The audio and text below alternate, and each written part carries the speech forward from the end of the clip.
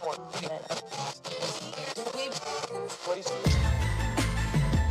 know what it is, black and snurdy, black and snurdy, black and snurdy, black and snurdy. You know who it is, black and snurdy, black and snurdy, black and snurdy, black and snurdy. Ode, Maurice, Maurice, Ode.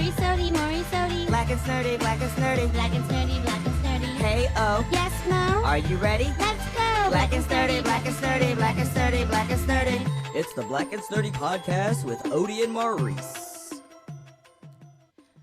Hello.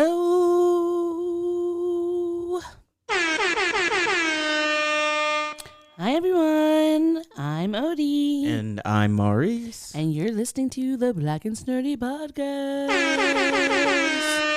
where blurs of a feathers flock together. We have not said that in a long time. We haven't. For some reason, I wanted to say snog, and I knew that was not what Snog together? Yes. And I knew that that's not what we say. Oh, dear God, no. So I was like, that's not the word I wanted. And then, was it birds of a feather flock together or blurs of a feather stick together? I think it was maybe that's why I got the S. I think it's blurs of a feather who flock together. We have it in the outro. It is. We've heard it so many times. I've said it many times. The issue here is not the knowing of it. It's just that sometimes my memory will garble things up. Yeah. And I just know that it's not right, but I can't really remember exactly what it is. But anyway. Yeah, it doesn't matter. You the point is that we made it. Yeah, we made it. You did the intro. That was fantastic. Didn't need to be prompted. You get a cookie. Thank you very much. And you might want to give me 2 of them because, sir, I have some questions for you. Yes. Okay. We're not going to keep. Yeah, we're done. It's fine. It's enough. Like, you get points for being ready and prepared on your show. Okay, so you're really just like you. We've been doing for a year plus. Which classic movie is your favorite?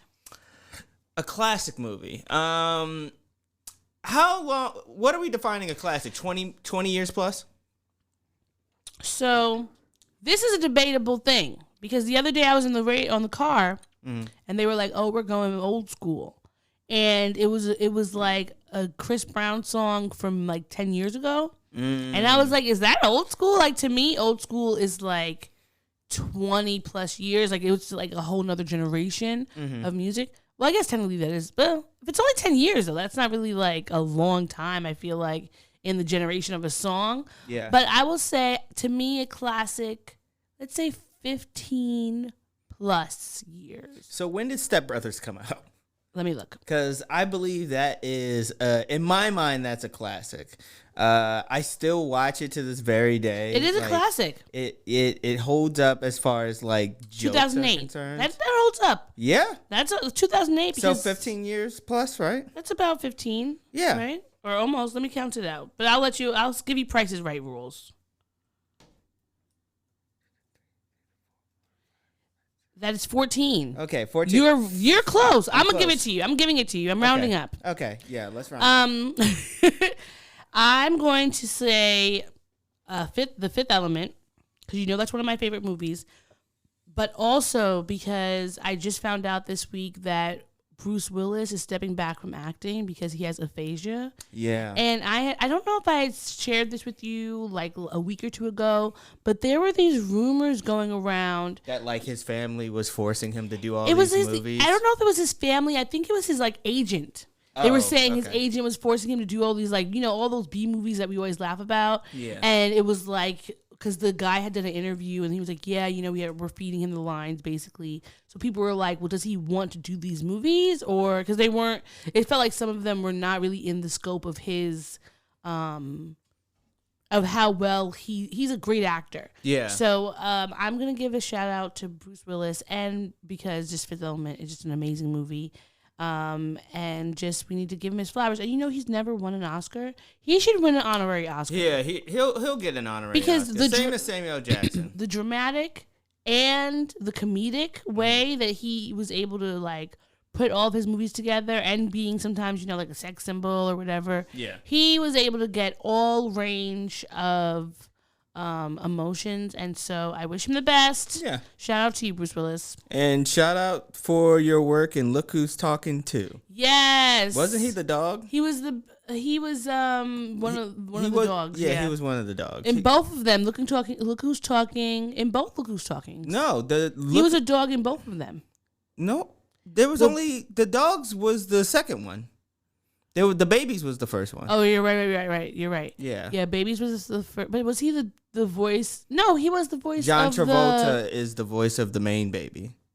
No, John Travolta is the father. I'm looking it up. So right then, now. who is the voice of the? I'm looking of it the up. baby. Christy Alley, the new Trumper, is the mom, of course. Oh, is she a Trumper too? She's been having Still? terrible opinions. Oh, We can't even. She used to be cute. She was, and she was funny. Like in the like the late 80s, early 90s kind of way. Like she was with that kind of flavor to her. Remember when she was in that Mary-Kate and Ashley movie? It Takes Two. It was that It Takes Two. Yeah. That's one of my favorite movies. Yeah, I know. She was so cute in that, and it was like, yeah, of course you wanted her to win over that little Barbie doll, and it's just like, I don't know how or why. If she was always that conservative and crazy, but I just feel bad. Okay, yeah, John Travolta was her husband, and yeah, he was Mikey, the baby. Oh, so Bruce Willis was the baby. So then Yeah. who played the voice of the dog? I will tell you. Was it Danny DeVito? No. Okay, so he was Hold the on. voice of the baby. That makes sense. Yeah, because I remember him being the voice of the baby. I don't know then why who I was can't the voice find. of the dog?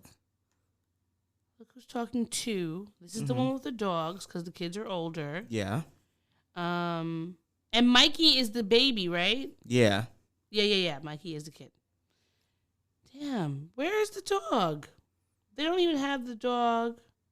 They don't have the actor who plays the dog. I don't see it What on here. IMDb? Yeah. All right, we're gonna move on. Yeah, we'll look it up.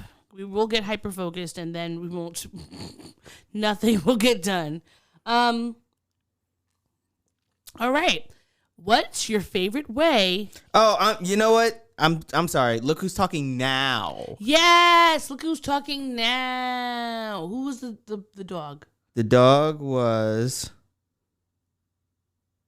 Danny DeVito. It He was played Rocks. the pit bull. Yeah. Oh, okay. Okay, cool. And Charles Shout out to Barkley you. played Charles Barkley. And Diane Keaton played Daphne. Yes, that was definitely Daphne. Okay, yeah, there we go. We figured it out because that was gonna irk me. It was. Yeah, so stressful. there was Look Who's Talking To, and Look Who's Talking Now. Yes. Okay, Can't that believe was that the got a third one. 3-parter. It was a good movie. I enjoyed them. First off, if Rush Hour can get a 3-1, why can't Well, that's Look true. Who's But I Talking? thought Rush Hour 2 was pretty good. No, Rush Hour 2 was, in my opinion, the best. I haven't seen it in a long time, but I still, yes. I still quote it. Okay, anyway, what's your favorite way to get a caffeine fix?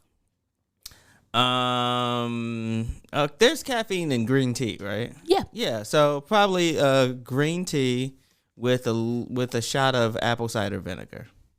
I do know you like that. Yeah. All right, mine It's supposed to say be helpful for gut health. it is really helpful for gut health, and if you could sometimes you could use the apple cider vinegar to like for your face, but it's like you have to be really light with it with the dilution of the water I imagine so. because it's very acidic. It's very acidic. So you have to just be really careful with it, but it's good for that, and it's good for your overall general health. But anyway, I would say for me.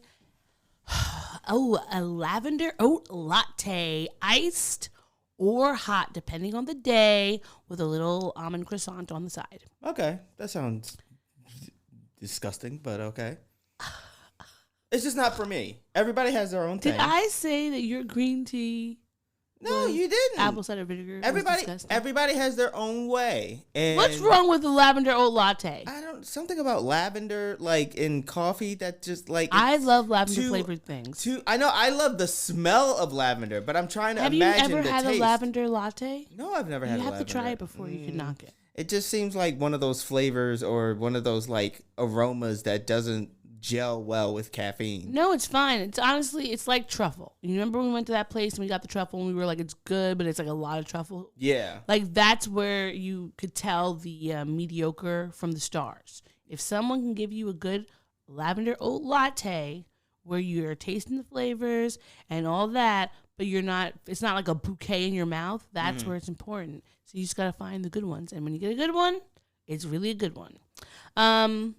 Okay, so this is a apropos for this discussion today. Which comedians make you laugh until your sides ache?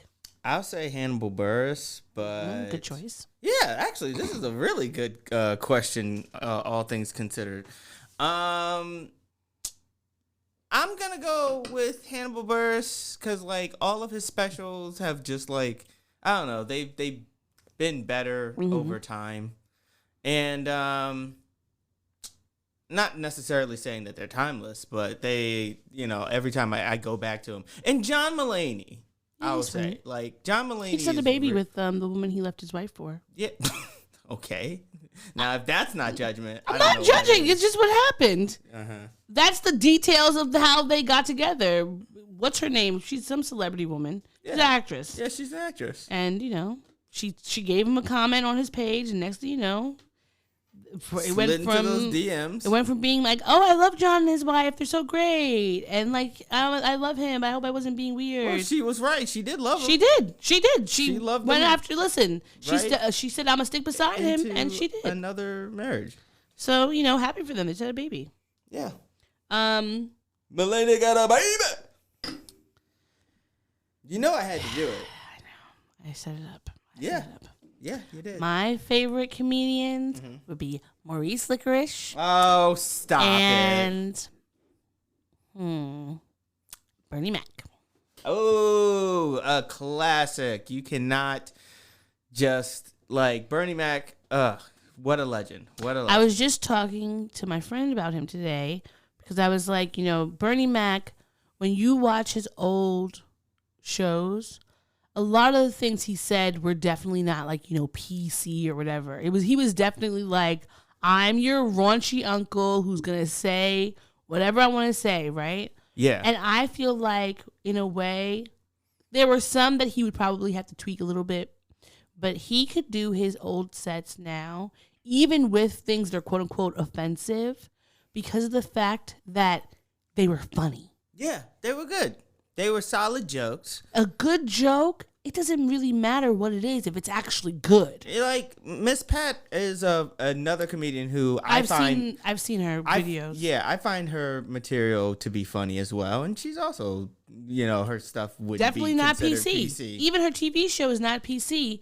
And some of the things, of course, it shows elements that you could definitely say like, yeah, that is toxic. We got to work on that. But you can still find lots of elements of it where you're like, this is funny. And I feel like that is something that some comedians are losing. And they want to say, oh, we're comedians. We can just say everything. Yeah. And the thing is, it's not that whether you can say anything or not. It's like, are you saying it and actually making a good joke? Yeah. Is the point of the joke like, who are you punching up or punching down? Exactly. Are you being like observant, or are you being sort of like obscure? Are you reading the room? Yeah, are you reading the room? Because every joke is not for everybody. You're absolutely right. Every joke is not for everybody. Or for everybody's ears. That might actually be the name of this episode. Listen, mark it. Mark. I think that is something we really need to start thinking about, because when our grandparents, the reason why they were pissed off at Richard Pryor, because he was spreading the N-word all over like town, it wasn't because they hadn't been hearing black comedians say it. It was for the fact that white people were hearing it, and it was causing us agina and issues because they were being basically desensitized, and so it's not like, oh, you shouldn't do this just because it's like so against our sensibilities. It's like you're letting these people in to our private circle, and we don't need that because this is what the problems that it causes. And so on that note, You know what I wrote down? what'd you write down? Every joke has its thorns. See, look at that. That was a good joke. Look at that. That was okay. All right. So now that we've done our little icebreaker, It is time for us to slide our way into our pop culture section. again, fuck you, Trey Songz, for making my great, just iconic sound. It's still technically there. I just cut it off I know, right before. but it's just I'm annoyed that I really liked having a drop. Oh, a drop all to yourself? I did. Well, maybe I'll isolate a giggle or something. I don't know. But men being problematic and causing trouble. This is what's been always every day of my life is giving me issues. Anyway, so we are here in the pop culture corner. And I want to say to you, my friend, Rabbit. Rabbit.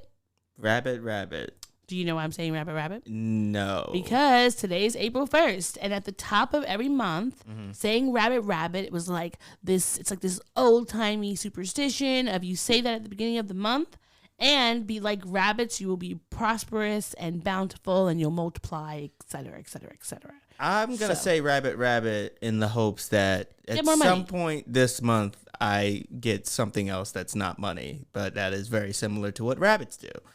Because it's been quite a while. I have no problem with admitting that. It's been almost. Yes. Yes. And I'm going to say that I am rooting for you. Yeah. It'll happen. It will. No, you're not. I'm manifesting that out into the world. And today's a new moon, so now you're gonna get that's doubling your manifestations. Yeah, exactly. So, speaking of April Fools, our favorite troll tweeted out today, I'm so excited to announce that Montero Deluxe featuring Rihanna, Dua Lipa, Doja Cat, Tyler the Creator, NBA Youngboy, Saucy Santana, and more will be yours tonight at 7 p.m. EST. And it has this really cute graphic of him in this like painting, Greek poses or whatever. So Lil Nas X, thank you for tweeting that, because when I saw it, I was fooled. Because I always, like certain things, when they're too subtle, I don't recognize them as like, oh yeah, this is definitely a joke. Like there were some people like Keke Palmer who said she's pregnant. I don't really believe that because it's April 1st. Yeah. If you gotta tell me something on like April 5th. That's like year 2 or 3 of Facebook where everybody did that whole like, oop, here I'm pregnant. I just saw it today where a friend was like, oh, you know, I always love today. It's such a funny day and da da da. But I honestly didn't expect to see any pregnancy pranks this year, because every year that they happen, there's also like 1,000 think pieces and open letters and da da da about people saying why they're problematic. And I cannot say that the reasons these people are saying they're problematic are good or bad or whatever. It's they're not. They're just people's opinions. But I thought that those were things that people were going to stop doing. So I'm like, if that's the case, maybe Keke and her boyfriend, because I know she's been with this guy now for about a year or two. If they are, I'm gonna be so happy for her, because she just, you know, I love seeing black love, black families. It gives me hope. I don't get them mixed up by appearance. I always get them mixed up by name. Keke Palmer and Kyla Pratt. Just because they're both KPs. They were both on Disney. They were both KPs. Yeah, so yeah, of course, that makes sense. Wait. Kyla Pratt wasn't on Disney, was she? Oh, she's Penny Proud. So then who is Keke Palmer on Disney? She was on that show. Oh wait, was that That's that A was Killer that in the Nickelodeon? Bee. No, well that was a Disney movie, but That was not a Disney movie. Her TV A Killer in the Bee show was not a Disney movie. It wasn't? No, it wasn't. The TV show where she was like VP, like 12-year-old VP. I think that was Nickelodeon. That was Nickelodeon. But being in that sphere, they were definitely going to be at like the Kids' Choice Awards at the same time. Or probably, being caught up. There were not that many black girls doing things. So I'm happy to see, and listen, I'm happy to see both of them thriving. Kyla Pratt's kids are so cute. If Keke Palmer is pregnant, I'm going to be so happy for her because she's adorable. These kids are going to be adorable. And I definitely, I knew it was an April Fool's joke, the whole Montero Deluxe thing. I knew it was a joke. But even knowing that it was a joke, I definitely looked on Spotify. Listen. Just in case. Just in case, because maybe he dropped something. Because if you recall, I was like, yo, he should do a collaboration with Tyler, the Creator. I said that. Yeah, you have. So, that would be a great collab. And I've talked about him and Saucy Santana. Like, I want to see them on something. Yeah. Like, I want all these queer black men and thems to be getting on. Oh my goodness. Yeah, projects together. Okay. Yeah. What? I just Are you okay? yes. I was saying oh my goodness because it made me, when I said thems, it made me think that it was the National Trans Day of Visibility, yes. And I wanted to make sure we shout that out, but we are still at the top of the show, so we can shout out now. We can shout out now, yeah. We are sending all our love and celebration and honor to our trans and non-binary listeners and people in this world. We love you. We see you. And you deserve all the honor and the praise. I see y'all for real. And yeah, that was it. But and also, I'm going to put it in the notes, but I found this really great, someone shared What? a really great graphic and caption about what different genders are and different relationships, et cetera, et cetera, et cetera. So those will be put in the notes by me or someone else. As long as the notes get done, that is the point. Good. That's great. So yeah. All right. Anyway, speaking of queer things, queer celebrations, somebody came out. Yes. Gerard Carmichael. Yes. Famous comedian. The Carmichael Show. Yeah, the Carmichael Show. I loved his last HBO special. Actually, his last two HBO specials. I don't know if I saw his last one. Oh, we can watch it later. I want to watch the one that he's going to come out with tonight. Yeah, by the time we're recording this, it's already ready available. So let me get up the link. Sorry, the link died. So he is hosting Saturday Night Live tomorrow on April 2nd. And he has a new HBO special called Rothaniel. I'm hoping I'm saying that pronounced. Rothaniel. Rothaniel? Okay. Oh, wow. It was taped in February at the Blue Note Jazz Club, and that just closed, which is cool. I'm excited now to watch that even more for those memories. But I'm trying to find where it is. Okay, so in Rothaniel, how he says that Rothaniel. Sorry, thank you, Rothaniel. Carmichael admits his relationship with his mother has been fraught since he came out to her, but he has hopes for the future. As much as she believes in God, I believe in personal growth and feeling free, and I do feel freer. He said that he talked about his sexual experiences with men during a conversation with his mother that said, like, I've hooked up with guys before. You know what? I'm so happy for you. Yeah, I'm happy for him too. I will say this, that it's always incredible to me, when I hear a person of color. Black person? Yeah, black person. Are you talking about black people only, or are you talking about people of color? Yeah, no. I'm talking about black people Okay. only. When I hear black people coming out, that always warms my heart, especially because like anybody my age and anybody roughly our age group. Yeah. When we're coming out to our parents, there is that real, it's difficult. There's a real difficulty level because our parents, the generation above us, grew up in with a certain mindset, and in some cases, things go well, and there's easy acceptance. In other cases, it's not so much. So I will say, honestly, I've never, like quote unquote, came out to my parents or anything like that. But I think that like. I don't have any fear of saying anything specific to them, but my mom asked me if I liked boys and girls when I was 5.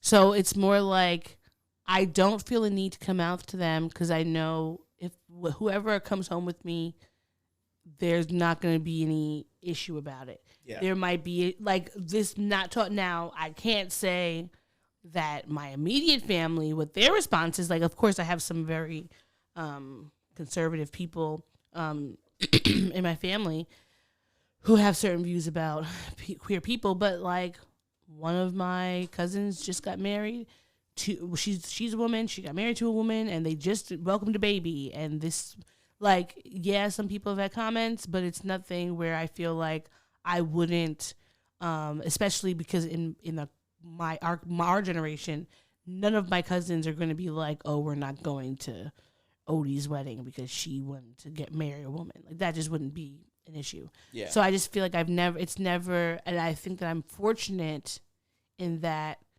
I know that I don't necessarily, quote unquote, have to come out to my family. It's unless I wanted to say to someone, hey, this is what it is. Versus being allowed the freedom of knowing that this is such a normal thing. It's like I don't have to alert them to whomever I'm dating, whether it's because they're the same gender, they're whatever, they're from another country. I don't know. Like, it's just like these things are just normal. Regardless of whom they are. Yes. So I think that when majority of people don't have that experience, it's like I'm grateful that people have the support and the courage and courageousness to speak up and say, this is what my life is, and you're just going to have to respect it. And so shout out to Mr. Carmichael. We love and support you, both your art and your heart. Now, on to people we do not support. Have you heard of the GOP Senate candidate Herschel Walker? I'm not as familiar, but I know the name. Like, I've heard the name before. So he played football. He is trying to be, the next Ben Carson, and he's a super Trumper. Mm-hmm. He has his son. I believe his wife is white. He has a son who is gay, but is super conservative, hates Black people, basically hates. He was like, why do we need pride? But is like really wealthy and has no idea what his privilege is, et cetera, et cetera, et cetera. So all around problematic family. Mm-hmm. So it comes out that he's been lying all this time about graduating at the top of his class, at the top 1% of his class at the University of Georgia. It's actually that he has not graduated there at all. That seems like a lie that could have been easily disproven a long time ago. I'm sure people probably, when he said it before, it was like, all right, boom, you said it. But, once you start talking about it all the time, that's when people want to say, okay, let me go look into this, especially if you're going to be trying to get in the Senate. So it's just like, you shot yourself in the foot, friend. I can't even. Now, do you have to have a college degree to be in the Senate? That is let me look at that up. I would hope you don't need to. I would wait. Would it be better if you did need to? No, this is what I'm saying. So that any I think that anyone should be able to. Hold on one second. Go. Do you think anybody should I be think able that there to should be participate in anyone, government on any level? regardless of whether your education, should be allowed to participate. What I think there should be is the same way you have to pass. You could go take the bar right now and never go to law school. Mm-hmm. All you have to do is study and just take the test. So if you are someone who never went to college and studied in these formal ways of the U.S. Constitution, if you can't pass whatever test that you need to get into and that's something that is like super prohibitive. We're not talking about Jim Crow style voting tests. A test that is accurate. What are these laws that are this way? What does the Constitution say about this? And have it be, a robust test that everyone should have to. So a competency test. Basically, a competency test. That's what I think that you should need, because a lot of these people in the freaking Marjorie Taylor Greene was talking about Jewish space lasers are causing wildfires and shit. Like, we know that all of them, it doesn't matter where they went to school, are not smart. Yeah. So. And we know that they're not from space. Jokes, because I know for a fact that if anybody out there believed for even a split second that I'm one of those kind of guys, and you know what I mean when I say one of those kind of conspiracy guys, then I would be nailed to the wall. So let me cut that off real quick. I do not believe there is any sort of conspiracy whatsoever. There's no space lasers run by a group of Hasids. So it's all good. I'm glad that you've cleared that up. But no, I think that we don't need to have things be super, prejudicial or, what is it called? Not elitist.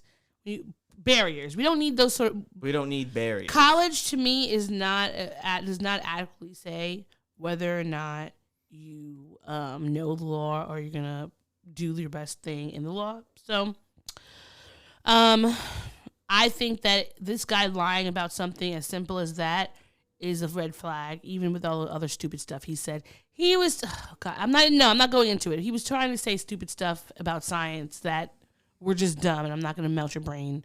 Go Google it. But just please vote in your local elections and all the elections. Read about the candidates and pick people who have a brain. We don't talk about her show. No. We don't talk about her show. Anyhow, what's next?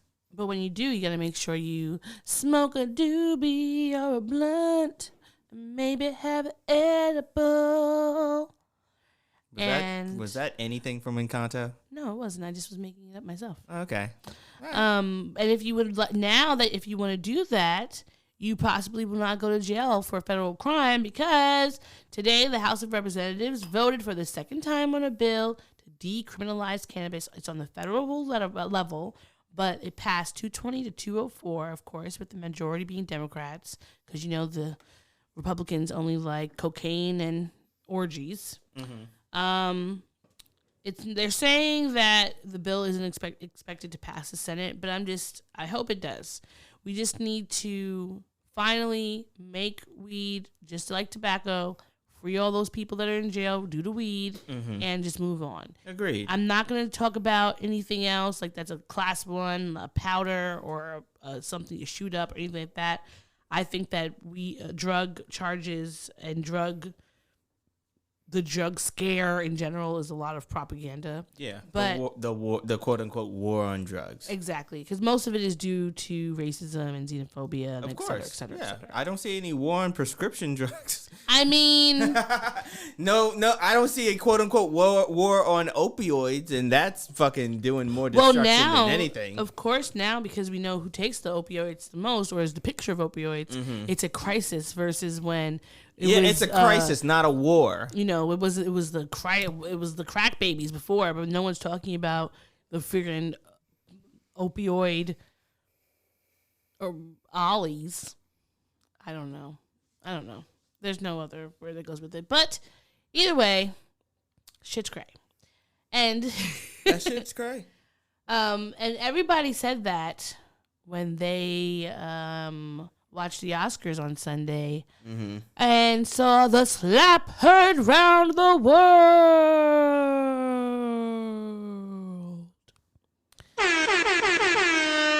It's weird doing an air horn for that.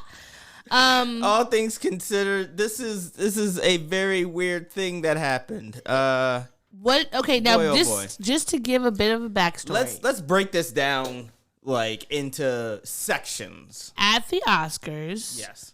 that was produced by Will Packer and an all-black production team. So shout out to them. Shout out to them. Congratulations on your historic night. Mm-hmm. Chris Rock was presenting for Best Documentary. Yes. During the time, he made a joke about Jada being in G.I. Jane 2 because of, apparently because of her, we could assume due to her bald head. Mm-hmm. Her husband, Will Smith, ran up after... Wasn't it G.I. Jane 2 yes. actually going to see it or something he was like like, that? can't wait to see you Can't in G.I. Jane 2. But I thought that there was, I thought it was G.I. Jane 2, can't wait to see it. It might have been that. And after Actually gonna see it or something. Will Smith, he did a chuckle, but you could see that Jada gave him a look. I didn't see Jada giving him a look. Yeah, Jada just looked like, what the fuck, man? Like, whatever, okay, I roll, I'm annoyed. And then shortly after, you see Will Smith sauntering up the stage and well, he didn't backhand him. No, he's front- theater staged. He hit open him. palmed theater stage, slapped him in the face. Which threw everybody in a tizzy because I wasn't even watching it live. Yeah. I was watching something else, and I'm getting text messages in my group chat like, oh shit, Will Smith just smacked Chris Rock. So I'm like, oh, it was probably staged. So I looked at it, and I was like, oh shit, I don't know, this is staged. Now I will tell you, I'm still having 5 to 10% doubt that there was not some sort of stage in that scenario, and I'll tell you why after. However, the 90% of it being like a real thing. Yeah. I feel like I'm right there with you. The 90% is based on everything that's come after that. Like, yes. Based on like the various fallouts that have come from it, all the various think pieces and the individuals who have, either apologized or, did their PR Apple Notes app press release sort of thing, like taking Instagram Live. Yeah. No, they haven't, but still, everyone is talking. screenshotted their notes. I'm gonna add. We know that we've seen a lot of responses. There's so many think pieces that honestly, if I'm gonna say what I'm annoyed about this situation the most with Will, it's the fact that we had to have everybody and their mama tweeting and talking about this. Yeah, my dad actually called me in the middle of the night on the next day to have a conversation. Mind you, my dad only calls me for one of two reasons. Because he hasn't heard from me in a while, and because he read a news article in which somebody in Brooklyn died. So Okay, balance. So the fact that he called me up to talk about this was like, oh man, this is a widespread thing. I'm surprised that my mom didn't call me to talk about this because she loves being in celebrity drama. Mm-hmm. So I'm really surprised because I know she probably watched it or at least watched the clips. I'm gonna have to talk to her and be like, Susan, what'd you think? But so we know we had all these different responses. Can you give me your perspective? Okay, so at this point now, I do believe that the slap was real. And before I thought it was staged. I thought maybe this was something that they had talked about beforehand.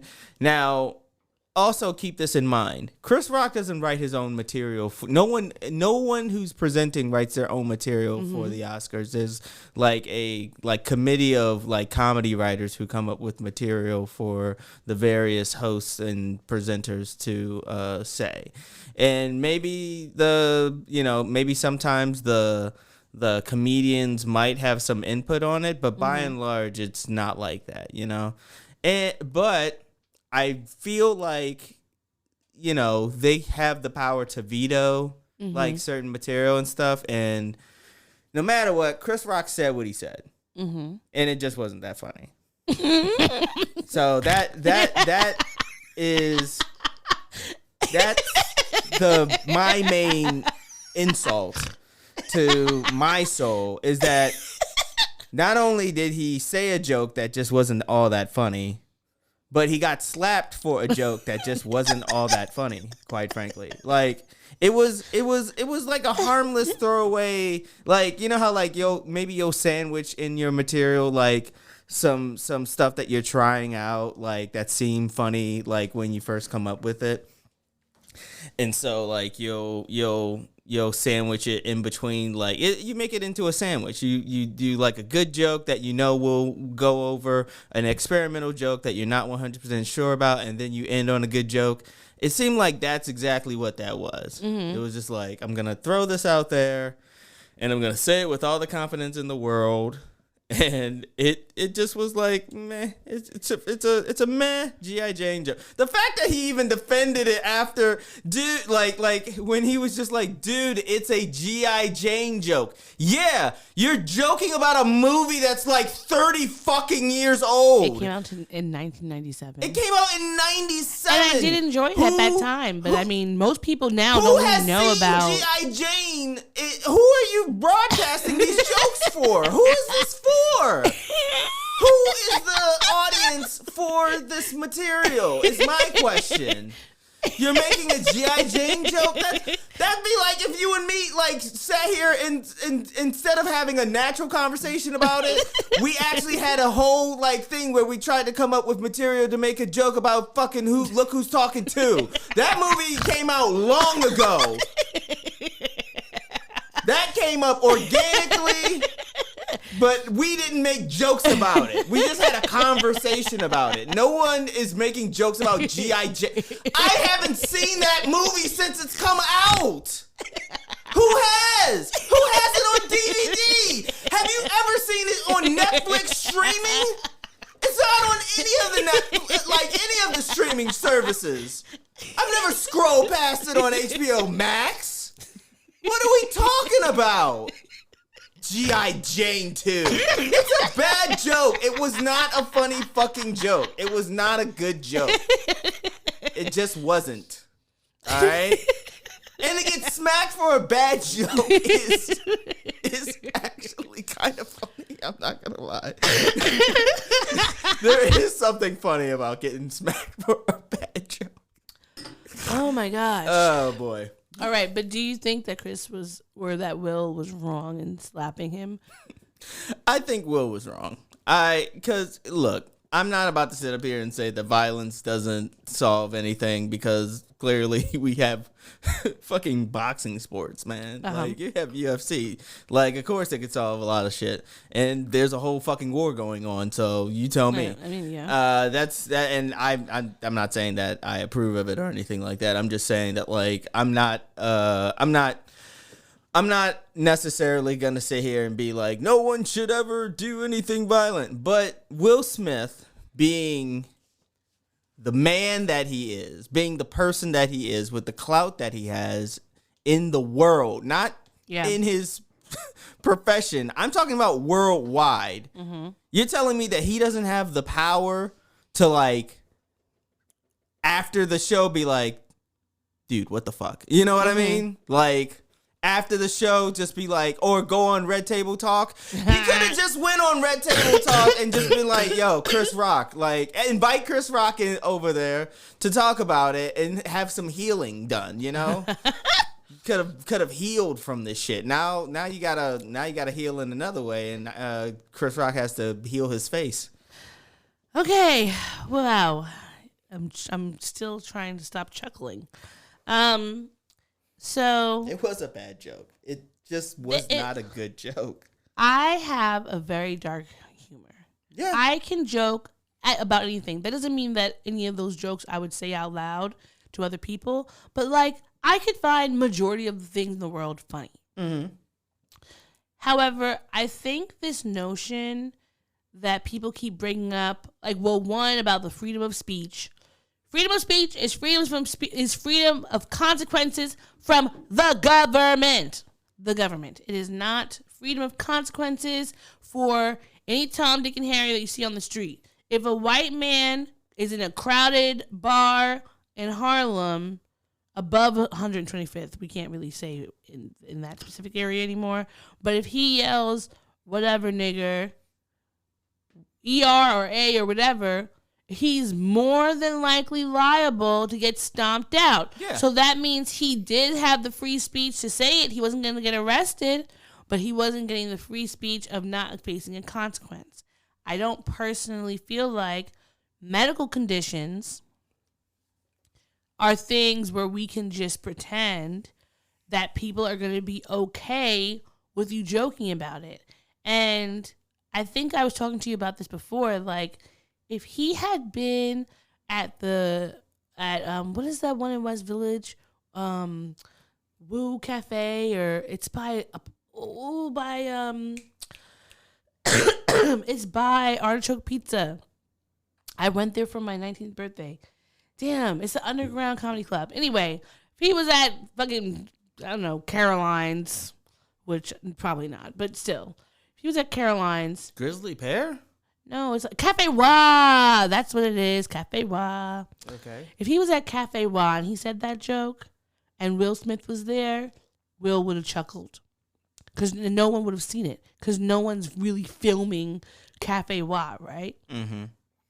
But the Oscars is not, in my opinion, a place where you're doing super low blow jokes. You might make a joke about a celebrity's failed movie or something like that, or something that's going on with them, but it's not going to be like really down in the dumps.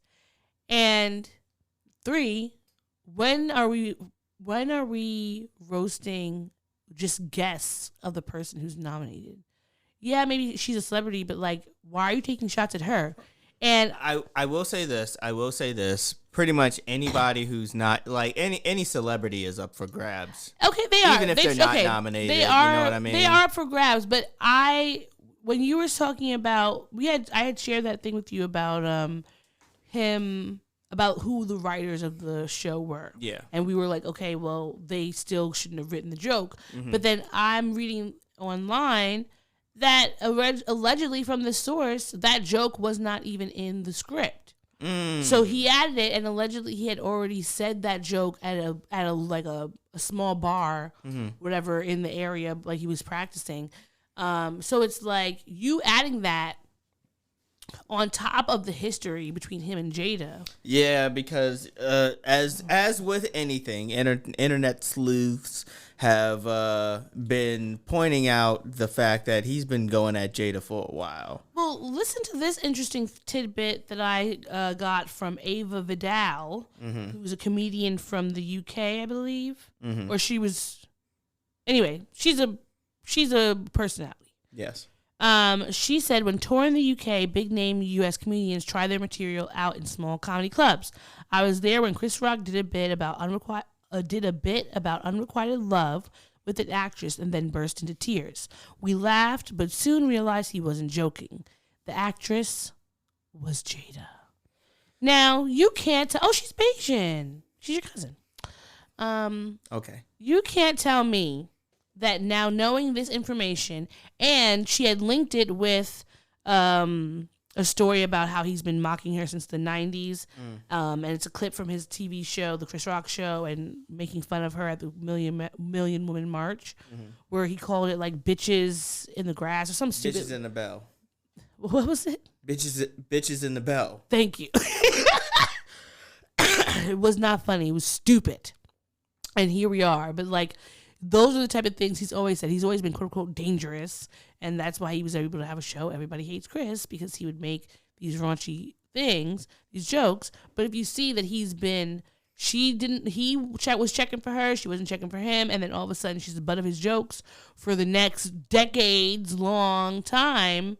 So then you get to thinking, is this like a Piers Morgan situation? You know how he's always going for Meghan Markle? Yeah. And we find out that like he had tried to date her, but she wasn't really checking for him, and she ended up dating, I think, Harry or somebody else, and he's like been out for her ever since.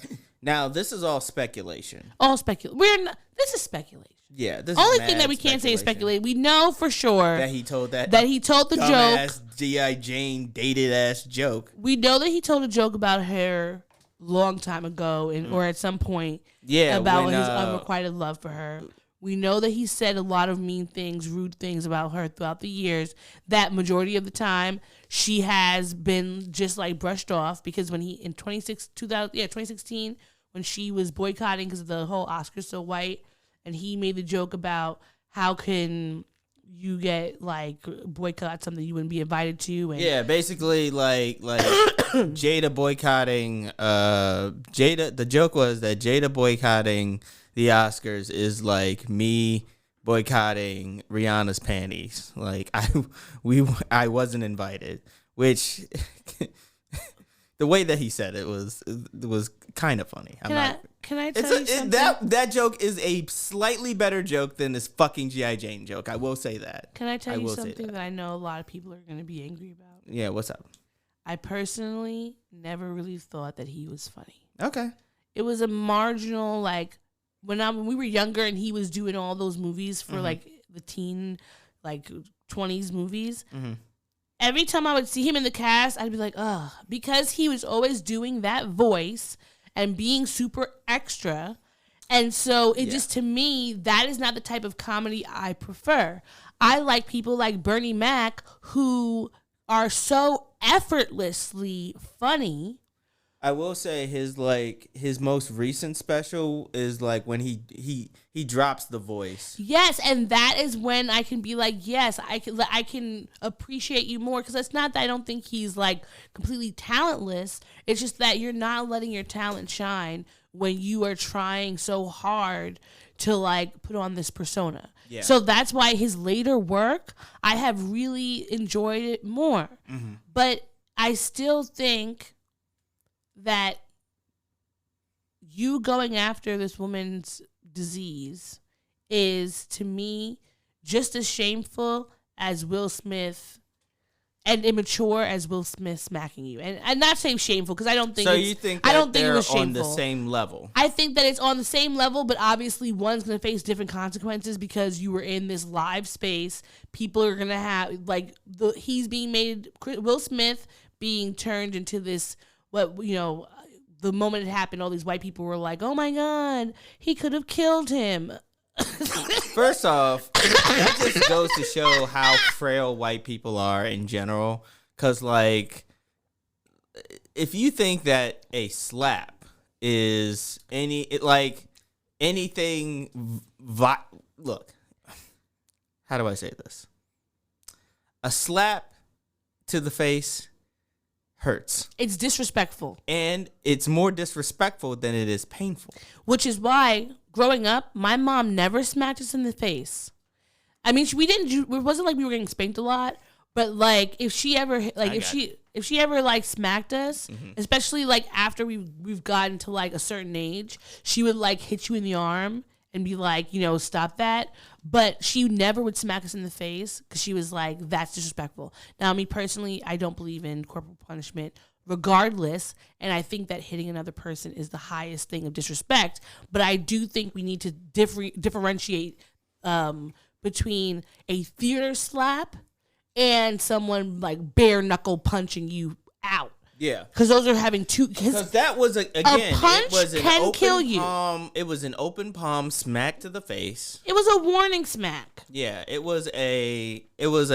Do I have your attention now? Slap. It's a. You disrespected me with your words. It would be like if I'm arguing with him and he calls me a bitch, and I smacked him across the face. That doesn't mean neither one of us are right. Because as I said, hitting somebody is disrespectful. So if you're trying to say, I'm going to match my disrespect with your disrespect, the smack has no... And this is not like something that just happened. Throughout the ages, in the Bridgerton times, when you had your glove and you would take it off and smack the person in the face and be like, I demand satisfaction.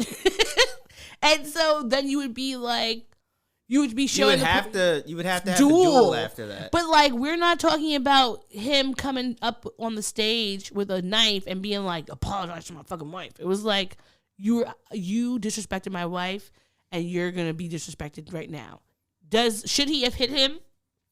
I'm gonna say, would I have wanted to hit him? Yes. Would I have gone up there and hit him? I don't know, because of the fact that I do not want to get like charged with assault. Mm-hmm. And I would think like that would be what would have kept me from going up there, but I would have 100% wanted to hit him. I think what would have probably been more impactful for Will Smith is that if he would have gone up there and said, "My wife has alopecia, that joke was not funny, and I'm going to need you to apologize." And then he would have just been looking menacing, like he could hit him. But then, he would have apologized and would have sat back down.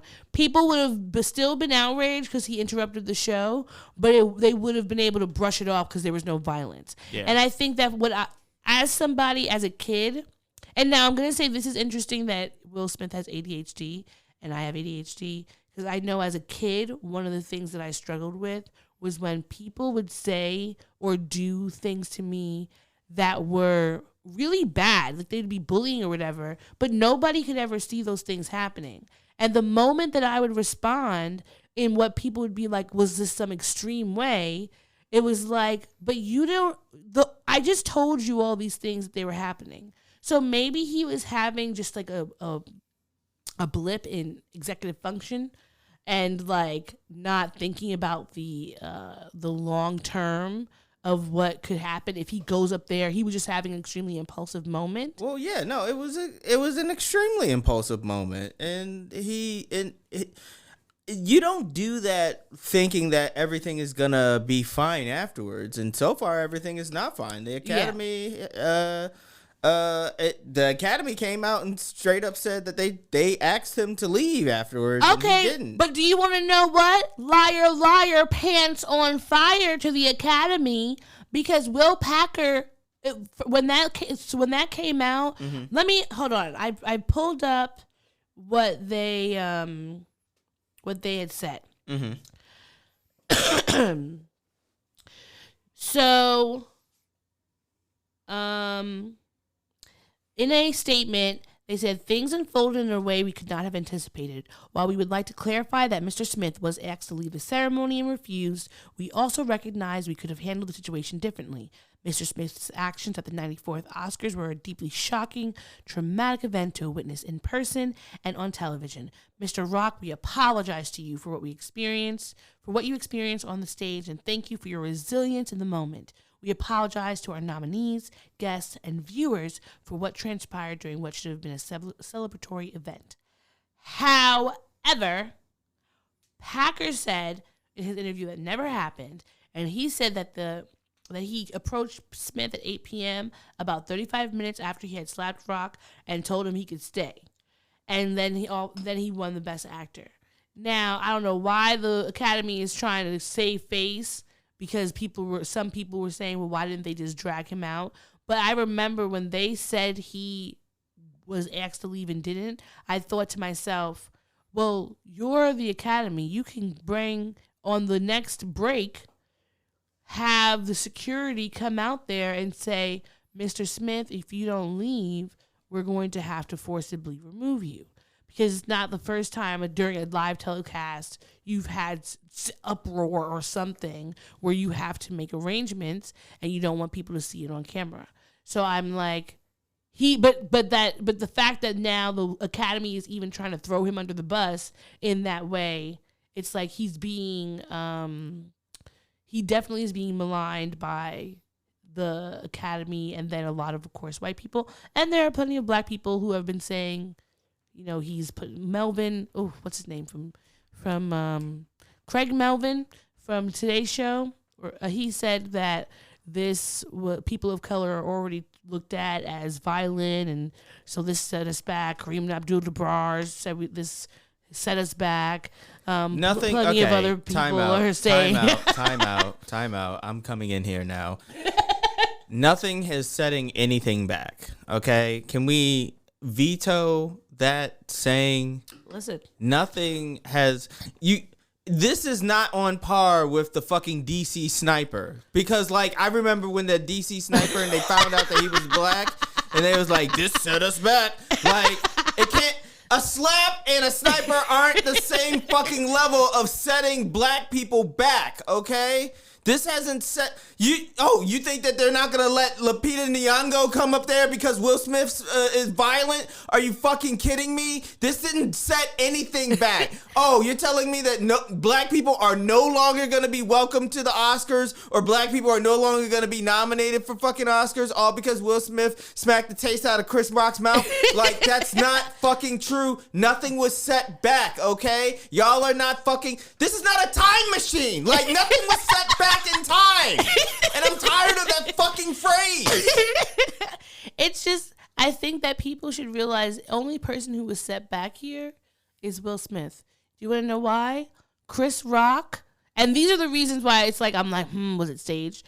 Chris Rock's shows quadrupled or whatever in sales. Mm-hmm. He's getting all this sympathy.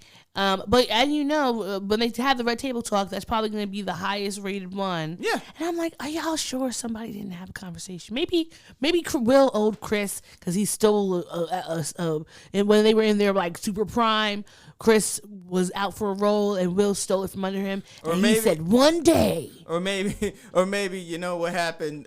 Sorry, all of this is still speculation, but wouldn't it be funny if like Chris found out that they were in an open relationship and he tried to slide into Jada's DMs and Jada said no. No, Jada didn't say no. Will vetoed it. Oh. And then he was like, you know what? I owe you. Yeah, no. Not, I'll get you next time. I'll owe you. Yep. But it's just so interesting to me how people have been like the specific. I'm gonna take the black people out of it, but the white people who have been saying how traumatized they are, and I saw on Twitter somebody was like, white people never grew up getting popped in their mouth for saying something crazy. Yeah, and so it's just like, to me. I'm going to say this was a rash decision in the moment because he was angry. You know, in 30 years, when they come out with the tell-all, they'll let us know for real what happened. But he was angry. He was upset. It's probably a mixture of the fact that he and his wife have been being clowned all over the place for everything. He himself has been being clowned his whole entire career in a variety of ways, and always being, you know, people questioning who he is and how strong he is and all that. And so maybe this was just like, I'm sick of you. You're constantly coming at my family. You know my wife is sick, and I'm going to treat you like I would treat you if we were outside here. And I think that in some ways we're having a bit of a cultural clash, because I feel like, even though all black people, of course, do not feel like this, because a lot of black people have been saying he needed to control himself, et cetera, et cetera, et cetera. But there was once a time in our communities, not too long ago, where if you say a yo mama joke to somebody, you're getting beat down. So, and not like, it didn't even have to be like you're going to be put in the hospital, but someone might punch you out. So why is it now that someone got theater slapped that it's like an outrage that someone could be violent? I don't think that violence is not, well, no, wait, sorry, I don't want to confuse you. I think sometimes violence is the answer. A little bit. I think sometimes a slap should be what we use to signify you have overstepped. And I'm not talking about minor infractions. But if someone is talking to you crazy, like they have no sense, sometimes you need to slap it back into their mouths. Now, because until there's a time where slapping is not seen as assault for me to get charged, I'm going to keep my hand in my pockets to myself and slap people mentally. But I'm waiting for the day when the rules change. Well, Will Smith resigned from the Academy, so there's that too. I think he resigned from the Academy because he was like, "You're not gonna fire me. I'm gonna quit." Yeah. And maybe now he'll make his own little black-owned award show. And, yeah, it could be called the Bloskers? No, not the Bloskers. Oh, call them the Sydneys. Ooh. That's a really good idea. That's a really good idea. Oh, yes. Call them Because is the Oscars named after a person? I really don't know. I feel like it. I know that the statuette is modeled after somebody, and I'm sure it was Oscar something. But I just think that I knew this from film school, but I don't have the answer right now, and I'm not gonna look it up either. I don't know. I just feel like the worst part about this to me is the fact that, to me, Will I understood why he slapped him, but I don't think he should have slapped him in that moment. Well, he pulled a big Willie style. And the only reason I say that is because, Questlove, all of them had to it kind of was like, oh shit. And to me, Questlove wasn't even paying attention. Did you read that article where he was meditating? Yeah. Yeah. And everybody, okay, did you see the videos Which of I think was a lie. all the black men were dapping Will up and hugging Will? Yeah. I feel like Chris Rock all the white people are loving him, but I don't know if black people are really fucking with him. Fucking with Chris Rock? Yeah, because of the way that all these black people... Why did Questlove dap Will up before he got on stage to get his Oscar? And Denzel and Tyler Perry were comforting Will. I didn't see one picture with them with Chris Rock, and he's the one that got slapped. So you would normally think in a situation where somebody got slapped, the person who got slapped would be being comforted, and it looked like nobody was looking for him. To be fair, we don't know what they were saying when they were quote unquote comforting him. They could have been like, "Hey, Will, are you okay?" That's true. That's true. It could have been more of instead of "Are you okay?" It could have been is everything okay? Yeah. You wilding right now.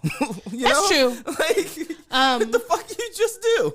But you know what? I did love seeing the pictures of Denzel and Tyler talking to Chris, Chris was being talked to by Denzel and them, because I'm like, sometimes you don't need to, I don't think everything needs to be involved with everybody in a situation. Let's do a whole expose. The people who are closest to you, are you okay? Are you okay? Let's talk about this after. We need to have a little family meeting in the back and talk about this, and then everybody can shake hands and move forward. I don't think it has to be such a formal thing, and I feel like that's also a difference in cultures, because I don't think that we I think that we allow for things to be more of a mediation between the peers, and then things are squashed versus a let's create an inquiry, which they have done. But whatever, he left. He still could submit his movies. He's just not going to vote. And honestly, he probably didn't. Maybe he had been trying to get out of that job for all this time, and they wouldn't let him. So he said, "You know what? Fuck it, I quit." And this was what it was. Chris Rock wanted to get his numbers for his ticket sales up. Will Smith wanted to be able to get out of the Academy. So they devised a plan. And then next year, they're going to be in a buddy comedy, so nobody's mad at anybody else anymore. And then, boom. Do you think Jada will be in it? I think she'll do a cameo. In the cameo, she'll, smack Chris Rock. Yeah, and you know what's going to happen in the scene? Jada's gonna come in, right? Jada and Will are going to be married in this movie, right? Mm-hmm. And Chris is gonna be the friend or whatever like that. He's gonna be like, hey, and then and then Will is gonna say hey, remember what I told you? Keep her name out my mouth. I know, keep her name out of her mouth. Yeah, and then there's just gonna be a wink to the camera or some shit. That's gonna be at the end of the movie. Yeah, that's gonna be at the second. That's gonna be in the blooper reels. Yeah, that's gonna be there. And then we're gonna. It's gonna be in the blooper reels because her name is gonna be Shari, and he's gonna accidentally say Jada. Yeah. And then they're gonna just say hey, keep my name out your fucking mouth. Ha Yeah. ha ha ha ha. Jokes. Yep. I think that's what's going to happen. Yeah. It's just like, this is like when you're in school and you smack your friend or whatever, or even when you're a little kid and you hit a friend when you're mad or whatever, you have a discussion and you can move through it. Like someone was talking about using this as a restorative justice moment, and I think that you can take an abolitionist approach to this, because everything does not need the carceral system and all those white people who are like, he needs to be in jail.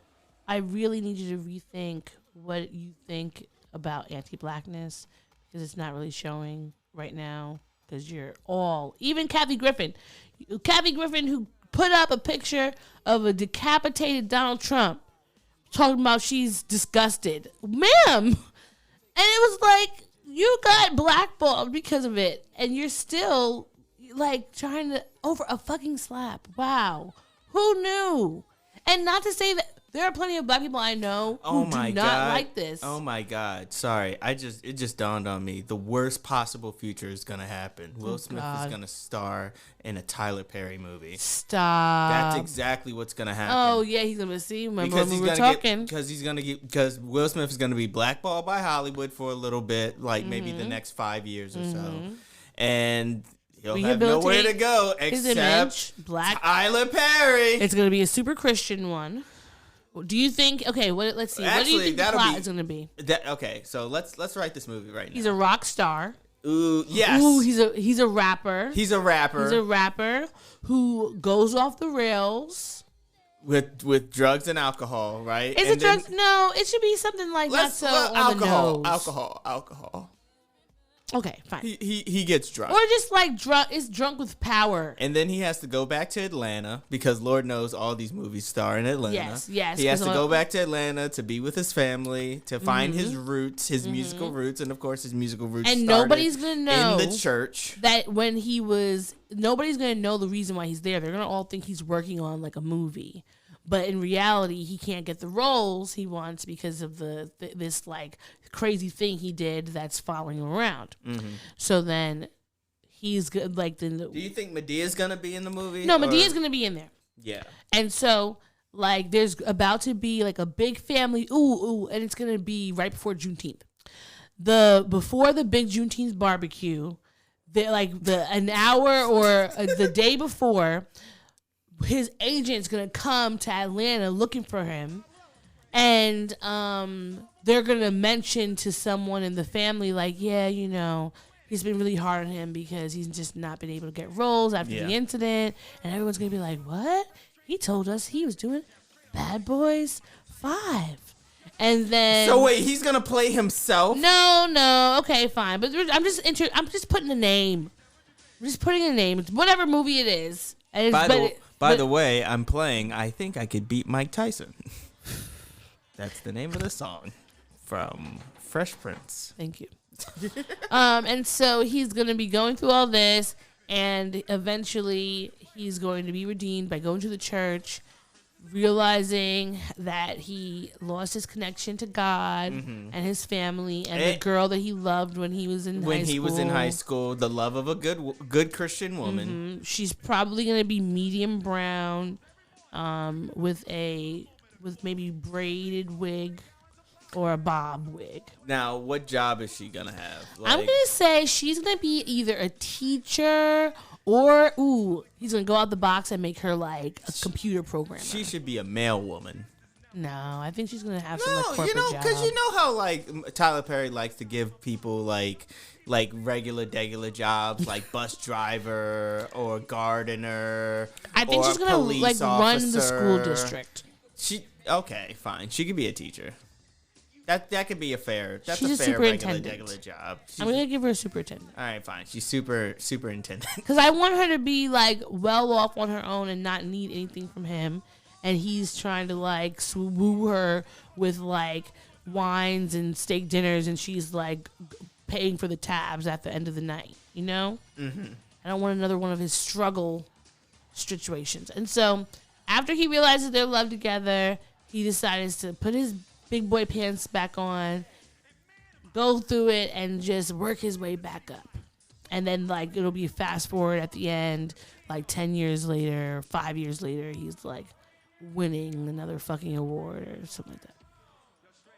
Yeah, I would pitch it. I would pitch it to Tyler Perry. It's gonna happen. He's gonna hear this, and we're gonna see it. Where go does out. Medea fall into all this? Well, she's gonna be his auntie. Yeah. Oh God, Medea is everybody's auntie. She's his auntie. She's probably, or his cousin.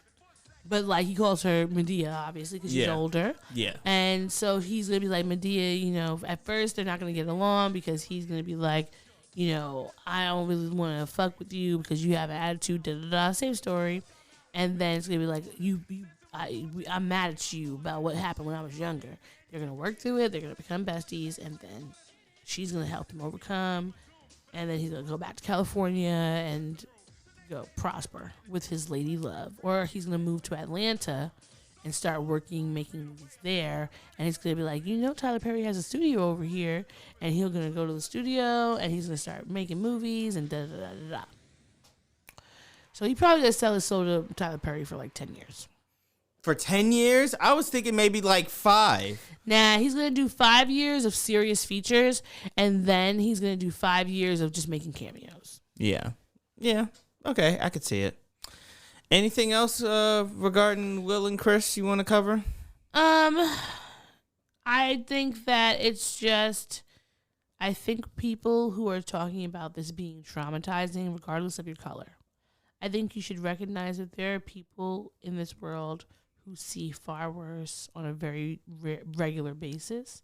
And it's not that it's like play oppression Olympics, but it's just like, when you see someone coming from a certain environment and having a certain type of temperament or outlook on the world, or not always being able to do things the way that you could do them, remember this feeling of quote-unquote traumatization and how you think that might feel to someone who grows up with a constant barrage of violence in their outside neighborhood that is not, that is inescapable.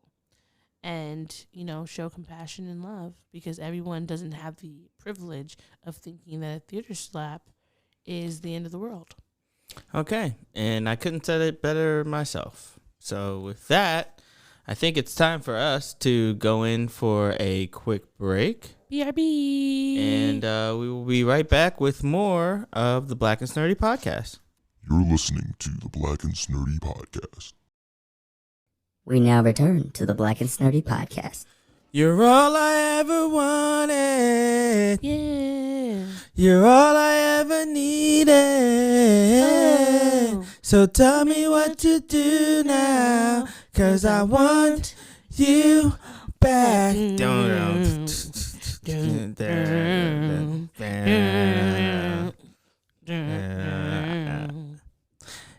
I actually don't know how this song goes. Okay, I'm sorry. I don't know how the lyrics go. I should have listened to it before I started. That's on me. Let me see. Here. I'll do it for you. All right. I'm just trying to remember. No. It's hard to say I'm sorry. It's hard to make the things I did undone. A lesson I've learned too well for sure. So don't hang up the phone now. I'm trying to figure out just what to do. I'm going crazy without you. You're all I ever wanted. You're all I ever needed. Yeah. So tell me what to do now, 'cause I want you back.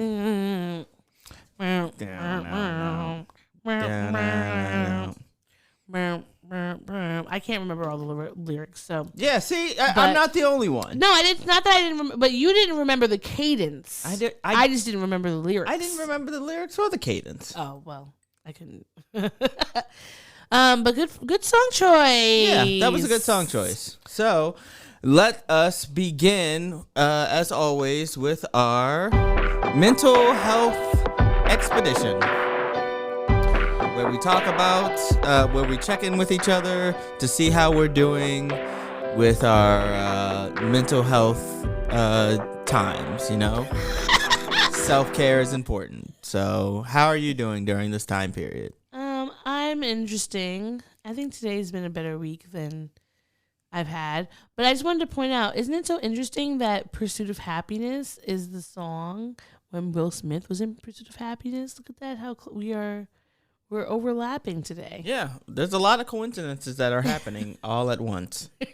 Anyway, okay, this week, I had therapy this week, thank God. That was great. I feel like we've been working on some things, which is awesome. I do wish that healing was a marathon sprint and not more of a little 30K long running. Wouldn't so an actual marathon as opposed to marathon. a sprint. Thank you. I couldn't remember the word. Thank you very much. You wish it was a sprint and not a marathon. Yes, because my issue is there are so many things that I had assumed I had worked through, and I was over the hump, and that I was okay. I was okay to do all the different things that I was saying that I wanted to do. However, it has come to my attention that is not true. And so I feel like I'm glad to be getting that help now and being able to make better, decisions or actions, or just being aware of those triggers and feelings, etc. But it's just like, I'm 32 and I'm frankly tired of thinking about things that happened 20 years ago. And having them impact my life, and recognizing that I had very little control over something that was happening with me, that is like coming back to haunt me now, is very frustrating. Because and I told my therapist that, and she said that I need to grieve, because I had said, I don't even know what things that I've lost. And that's what's frustrating to me, because I'm constantly playing and I feel like catch up in this world of adulting, of things that I know that I could know or should know or learned, but due to circumstances, trauma's not really that great for the memory or for retaining information and things like that. So I just, that frustrates me that, say, for instance, my ADHD, yes, I know that I've always had that, but I do know that, trauma can impact you and mirror ADHD symptoms. So that means that I'm not dealing just with regular ADHD. I'm dealing with ADHD on top of, trauma-induced ADHD. So that's, that to me, it feels like that's unfair. And so that was what frustrates me. That I'm being, because of things outside of my control, I am paying a frustrating price. But I will say that my therapist reminded me that in my mind, I think because I'm not living up to certain expectations, that I'm saying that I'm being I'm a failure, or that I'm sucking at adulting. But she's why would you say that? What are the things that you're not doing? And I think that I often don't give myself props for the things that I have done. I have an apartment that I've kept all by myself for 2+ years. Yes. I graduated from college. That is a big deal. And, I'm constantly learning and working on myself and trying to be better than I was before, even if I'm making mistakes. And I think that I have to remember to big myself up in those ways, especially at times where I feel like I'm overwhelmed that things are not going my way in other ways. So I think that I'm glad to know things so that I can hopefully rectify situations. Mm-hmm. And I would like to be able, my goals, like my therapist always asks my goals. And I think that my goal is to be a more vulnerable person. Mm-hmm. Because I recognize that, like, talking a lot doesn't mean you're saying anything. Yes. And I feel like I didn't really realize how much of that I've done with everyone. Mm-hmm. Even people that I would feel like are very close to me that I don't really say how I feel about things. Mm-hmm. And it just leads to heartache and pain for myself in whatever that ways that means, even if it's from mild annoyance to real sadness. Mm-hmm. And I feel like that's something that I would like to work on, being able to be vulnerable and courageous, because I don't have to worry about the people in my life right now being like aggressive towards me if I'm saying something that they don't like or anything like that. I feel like I trust the people in my space to be able to be respectful to my feelings, and I think that I need to work on showing them more. Okay. That's So fair. I'm going to stop talking about me because barf feelings. There's nothing wrong with I know talking about yourself. it's just really weird, and I hate it, and it makes me want to throw up.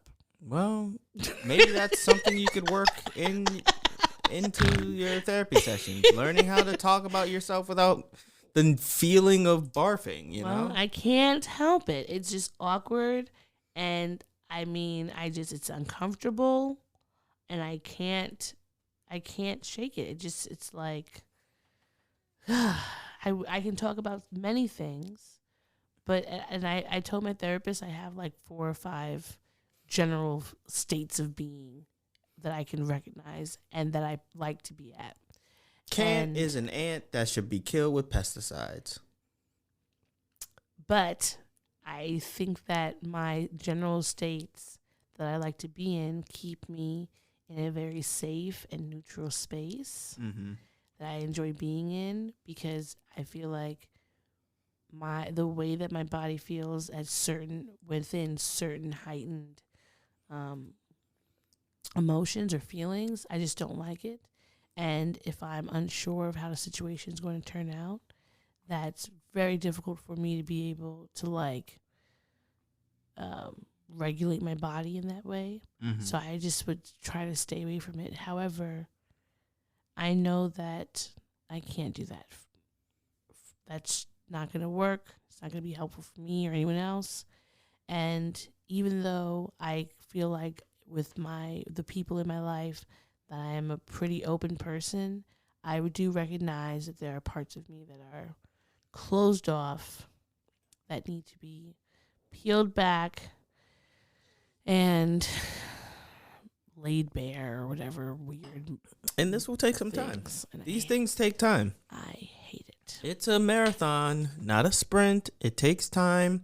It's disgusting. You're going to end up relearning the same things over and over again And I hate it. until like it becomes ingrained into your DNA. And even then, you still might need to relearn it. It's a process, and I applaud you for going on this process. Thank you. It's just all right. Enough about me. Yeah. More about you. In the meantime, I actually I finally scheduled my appointment with a black therapist. Yeah. A black woman therapist. Yeah.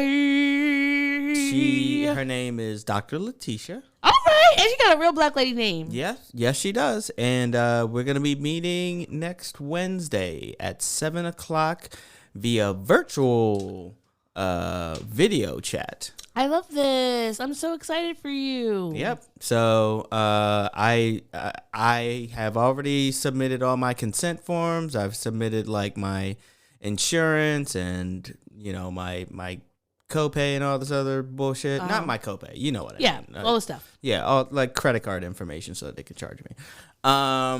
And yeah, I'm looking forward to it. I'm ready. I do have to admit I'm not 100% sure what I'm going to be talking about or what I'm going to be going over. But we'll see how I feel. And I don't always go into therapy knowing good. Like today, yesterday when I was in therapy, I told her different things that I had updates with, but some of the things that maybe I had, because I had not talked to her for a week. So some of the things that I was bringing up about maybe conclusions or things I had come to, it was more like, I'm giving you this update on this. I don't need to talk about it. So I honestly did not know where I wanted to go. I just was like, well, here's some things that happened. Here's what annoyed me. Let's just maybe try to figure out this one first. Yeah. And then go from there. But sometimes I think it's just like that. And when you go there, she might ask you. What I've noticed when I go to like an intake with a therapist, it'll be like, I will think that we're going to just talk about a simple thing, and then it'll all of a sudden turn into a tangent onto something else. Yeah. And that'll probably be what happens, and then you guys... Yeah, we can go from there. Because you're just getting to know each other. You're going to do like an intake. Yeah, we're still feeling each other out. You probably won't have like a real conversation until a few weeks. Well, not a few weeks, but like at least the second or third time. That's fair. But I'm looking forward to it. I'm really proud of you for sticking to this and for finding a new one and not giving up.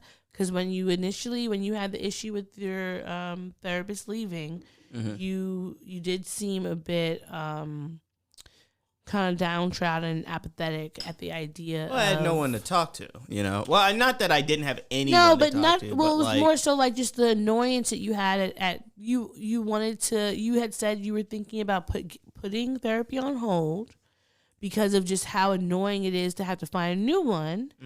And I'm glad that you put your health first and you pushed past the inconvenience and the annoyance, and you are now in a place where even though it's like you've been doing really well without having your weekly therapist. Yes. And you're doing the work, and which is great, but you're making sure that like you're all good in these other ways. Yeah. And you're continuing on that progress, which is great. Yeah, I agree with you. I will say that I did technically put my therapy on hold for like a good month. But now I'm back at it again. Luckily for me, I've been in therapy for so long that like I had the tools to, work out any issues that may have come in this month. And there were several issues, just expressing those issues, those minor or major annoyances, those grievances, the feelings that I had. I owe my time to therapy too. So just the ability to be able to not backslide so hard to my pre-therapy days. I'm very grateful for my time, and I look forward to my new therapist and what that dynamic might be. Fingers crossed. That this is really great. You love each other, and it just turns to a wonderful relationship. Yeah, I have a good feeling about it. But not everything is great, and not everything is something to have a good feeling about, which is why we're going to get into our gripes. Bring it! What? We gripe it. We're not griping anywhere else. We gripe it. This safe space for us to share. We gripe it. We ain't griping anywhere else. We gripe it. I'm a little lightheaded right now, so you're going to have to go. Oh, okay. So I have a few of them. One, for everyone who has been like blaming Jada for this, shut up. For everyone who is acting like Chris Rock is some martyr, shut up.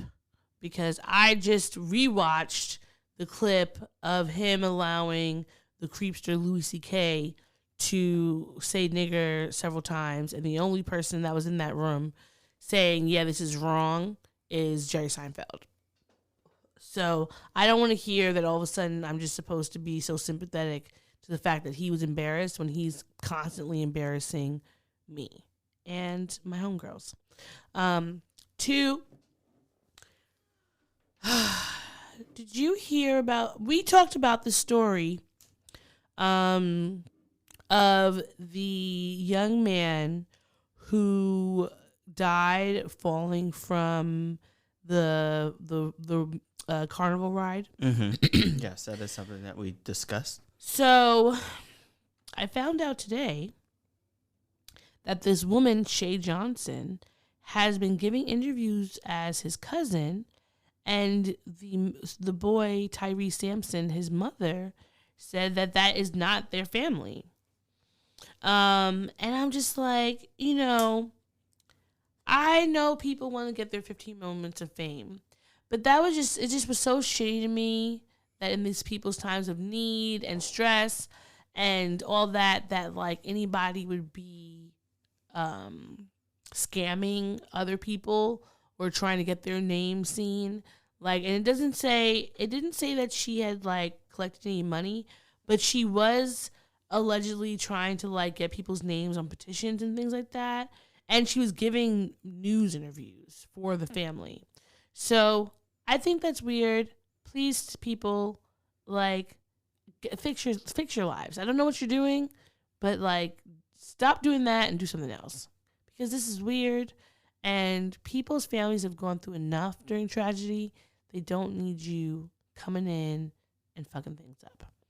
And also, my last thing, to the scientific community.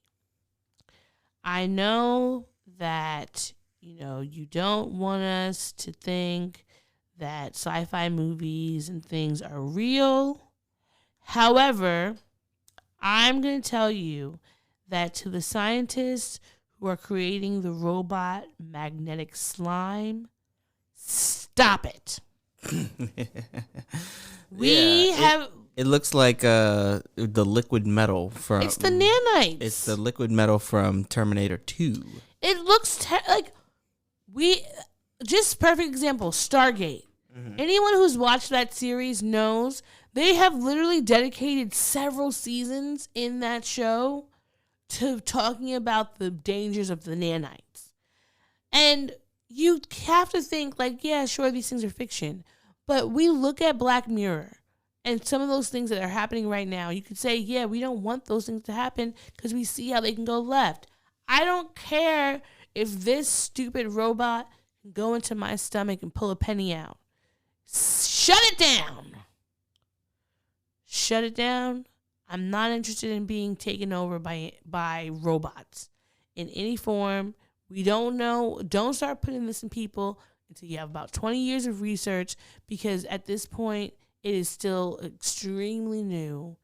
And I just need everybody to calm themselves and just rethink whether or not this is something you should be doing. Just because you can do it doesn't mean you should. Time out. So, do you want do you want these sort of like this sort of technology to exist at all, or do you just want them to slow down with it? I don't want it to exist at all. But at the end of the day, it already exists. Mm-hmm. So we can't really stop that. But if you're gonna use it, we need to know for sure that people are not gonna have some sort of weird detrimental issue years later. And I say that because it's gonna be used for porn. But these are that's what all technology. How are these robots gonna be used for porn? You're telling me how is a slimy robot gonna be used to gratify some dude, some weird dude? God. That's every single bit of technology. I didn't even think about it like that. Oculus. Like, we're living in a world with we augmented reality. Yeah, augmented reality for porn too. Well, yeah, everything goes to porn. Everything goes to porn. Yeah, that's true. Okay, no, I hadn't thought about it like that, but that's even another more reason that we don't need it. It's just that we don't, the same way that when they started giving women certain birth controls, they hadn't done enough testing, and then all these women were getting blood clots. So if they had waited and tested it and seen what things could and could not go wrong, then you could test it on a different, like on people or whatever. But they're always so quick to create something and be like, we just want the money from it, that they don't pay attention to the amount of time it takes to really do a long haul study on something. And they just want to get the results out so that they can get approved by the FDA or whatever the case may be, so they can start using stuff. And I'm just not interested in having the War of Worlds. What if somebody hacks that thing while it's in me? Well, the War of Worlds technically was Alien. I mean, it was Aliens, yes. But, iRobot, any of those. iRobot type thing. I'm just not interested in that type of life. But, I've just seen, not even just in Stargate, in Star Trek, they had so many episodes where people creating the nanites, and then they would make them into robot people, and then they would get feelings, and then the people would get mad, and then they would get revenge and start killing everybody. Like, we just don't need it. We don't. Okay, what about you? What is your... So I have a few. First off, to all the people on the internet who were talking about the Will Smith slapping, was just like, well, you have to imagine that if it was Betty White that he was slapping, or if it was Harriet Tubman that he was slapping, or just stop being weird, internet. Like, knock it off. Knock it off. Just let us consume this little bit of shocking pop culture relevance thing. Let us enjoy it. Let us run with it for a few days and then go somewhere. Get the fuck out of here with that nonsense. Ooh, what if it was fucking Madonna? Who cares? It wasn't Madonna. It wasn't. So many hypotheticals. It wasn't Harriet Tubman. It wasn't Betty White. It wasn't any of these dead people. Oh, if Bob Saget were to smack Chris Rock, who can't? No, there's no hypothetical. Let's just go off of what actually fucking happened. Oh, if it was a white man who, yes, in an alternate multiverse fucking reality, all these things occurred. But in this reality, let's focus on what the fuck is happening. Fucking internet. And then the next one, this is more of parents. If you're going to allow your children to have iPads, maybe delete the messaging feature. Because no child should be texting a grown-ass man. I want to leave it at that. I really do. If it's your uncle type figure. I know that I am an uncle type figure. I used to but know. But my nephew is 13 years old. He is not who I'm referring to. I'm not talking about that. I know that. I'm saying. Do you know who I'm referring to? I said an uncle type. Do you want to see these fucking messages? I said uncle type. I didn't say uncle. I said uncle type. I've been getting this is that's cute. This is what came tonight. But I'm just saying, when I was that age, not that age. When I got that message at 9:08. I'm like, why are you awake? The moment I got, you are up past your bedtime, sir. A cell phone, and I had weekends at or 9 p.m. and weekends free. I was texting anybody that all my cousin. I'd be texting her hey, what's up? And she'd be like, hey, what are you doing? And it's like, hey, yeah, I can text you. If you don't find somebody your own age to no, it's message, better for him to message you than messaging someone. Yeah, I don't know what to say to a small child. Nothing. Oh, that's cute. Haha. That's it. Cool. That's it. Hooray. You don't have to overthink it. Something simple. Oh, so funny. Haha. Love you. Bye. Good that you can spell. That's great. I'm so proud of you. I'm so proud that you can spell now. There it is. Great. Don't do it. Leave me alone. I will block the shit out of you. Leave me alone. And the worst part is I can't block them because if something bad happens, then I have text messages. Need to be able to be notified. But Even still, not at 9 o'clock at night, okay? Morning hours, early hours, okay? Not early. Ooh, no, not early hours. I know what you mean. Daylight hours, daytime hours, Between okay? 12 p.m. and 5 p.m. Now learn how to tell time and figure out those hours. And know that those are the only hours that I will be accepting. I will not be accepting any more hours. Tell them that your phone doesn't work and it only works between those hours. I can't lie to him. Well, I can. I actually will lie. I'll lie like a motherfucker. I gotta work until between these hours and these hours. I can't send text messages, so don't text me. I wonder if I could do like a selective do not disturb. You can on with, Focus. like, That's what I have. But with specific people? Yeah, that's what I have. Okay, I'm gonna see if I can focus Do it. for like just. Listen, you gotta just do what I you wonder can. if you could like mute somebody on. You can, I think. on your phone. I think you can. Okay, because I know some people that I've muted on Instagram and Facebook. So shout out to y'all. Y'all don't know.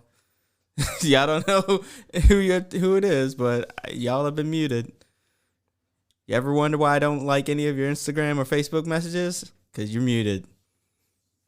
You are muted. Anyhow, but that's everything on my end. So let us move into talking about the good stuff, the stuff that made us happy, with a little bit of the baby merchant. Nope. I'm the baby merchant. Tots are us. I give you all the service and no damn fuss. Give the baby merchant just a week or two. I'll have your baby for you. So, what has been making you happy this week? Well, number one, as always, is doing this podcast with you because it brings me so much joy. And hanging out with you and seeing you. You know, that's what I like. That's what I like.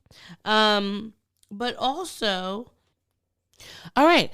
So did you know that Amazon workers in Staten Island decided to unionize today?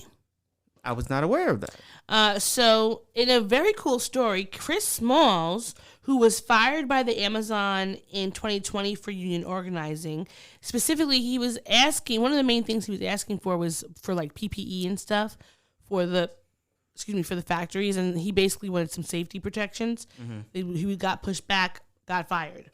And so today after the win, which was the warehouse workers cast 55% of the votes in favor of going to the union, which was 2,654 people. But he comes out and he says, we want to thank Jeff Bezos for going to space, because while he was up there, we were organizing a union. And he's wearing he's wearing all red in this like all red sweatsuit, like jogger style with the red fitted, super New York. And I love it. I just want to I feel like this is great. Having unions is amazing. You know, people will have their pros and cons. For some people, unions don't do much. For other people, unions are the best way to be. Mm-hmm. I think for Amazon, they definitely need a union because people have continuously spoken about how they were being treated terribly. And how they were being asked to work. So I think this is the best option for them. Okay, sounds good. That made me happy. And I think just having some realizations about myself made me happy. Okay, that's good. What about you? As far as the things that made me happy this week, well, a friend reached out to me, a friend that I hadn't really heard from in a while in a friend capacity, reached out to want to hang out. Mm-hmm. And we're going to be hanging out tomorrow. So I'm looking forward to it. In addition to that, another individual reached out to me and wanted to spend some time on Sunday. I'm debating if I will actually do that. Mm-hmm.